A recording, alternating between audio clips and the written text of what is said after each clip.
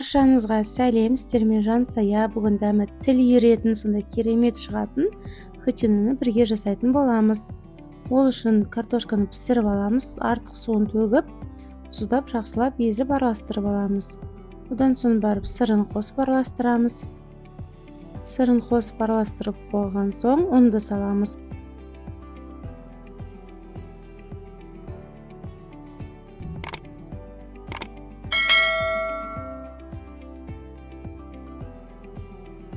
Онда қажетінше саласыздар, қолға жабыспайтындай қамыр сияқты болып шығу керек.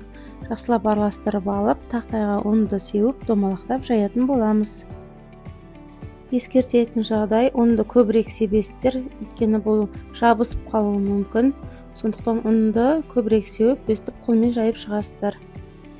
Дайын болды. Енді сковородкаға кішкене май тамызып, осылай қуырып аласыздар.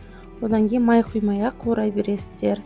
Пісіп болғаннан кейін бетіне сары майды жағып ұсына берсеңіздер болады. Дәмі тіл үйіретін өте керемет болып шығады. Менімен бірге жасап, отбасыларыңыз қуантып, ерекшеленіп жүріңіздер. Каналыма тіркеліп, лайк басып отырыңыздар.